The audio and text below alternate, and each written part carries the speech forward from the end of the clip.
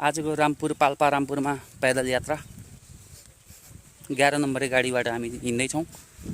यो पछाडिको मेरो साथी इन्डियामा सँगै बसेको अनिल राणा मगर हिजो भर्खर यहाँ पलायन भएको उपस्थित हुनुभएको यहाँ प्रकट हुनुभयो। यो हाम्रो रामपुर गाउँको के अरे भूमिमा टेक्नु भयो, आफ्नो पाइला राख्नुभयो। अहिले चाहिँ हामी पैदल यात्रा निस्केको, यसो घुमघाम गरौँ कि भनेर कति 2 चक्कामा हिँड्ने है। त्यो 11 नम्बर गाडी 11 नम्बर भन्दा 2 खुट्टेबाट आज यात्रा गर्दैछौँ। चस्मा लाएर हिरो भएर पट भएर एकदम मस्तले हिँड्नु भएको। अब के गर्ने, कता कता हुन्छ। अब यो खुट्टाले 11 नम्बरले कता कता लिएर जान्छ, त्यतै जाने हो। 11 नम्बर 11 नम्बर 8 नम्बर कहाँ हुन्छ र? दुईवटा सिङ्गो भएपछि 11 नम्बर हुन्छ नि त, एक भएपछि 11 नम्बर हुन्छ नि त। अनि यहाँ 11 नम्बर र 8 नम्बर ठाई रहेनछ। अहिले उहाँलाई जानकारी गराइदिउँ, मैले जानकारी भयो, जानकारी पाउनु भयो। हो भन्नुभएको।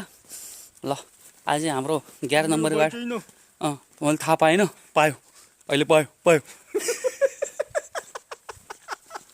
अहिले मैले थाहा पाएँ।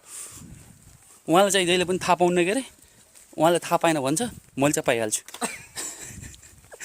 थाहा पायो, उहाँले पाएन, मैले चाहिँ थाहा पायो। यस्तो धेरै कुरा छ, थाहा पाउने र नपाउने। उहाँलाई सित्तै पाउँदैन, मैले पाइहाल्छु। थाहा भयो के अरे, उसलाई भयो के अरे, थाहा भयो के अरे। अब त्यस्तै हो। अब हिँडिरहेछौँ, कहाँसम्म पुऱ्याउँछ यो 11 नम्बर गाडीले, त्यहाँसम्म पुग्ने हो। अनि जहाँ हामीहरूको के भन्छ उसलाई स्टप, अब स्टप भनौँ न। खासै नेपाली भएर नेपाली पनि खासै नबोल्न आउने त्यस्तो भएको छ। आजभोलि के गर्ने, आजभोलिको युनिक जेनेरेसन आयो। तर हामी स्टपेजमा पुगेर त्यहाँको फेरि भ्यू देखाउँला, फेरि भिडियो गरौँला। अहिलेसम्मलाई नमस्कार। अहिलेलाई उहाँलाई नमस्कार ढोकिदिया के अरे, नमस्कार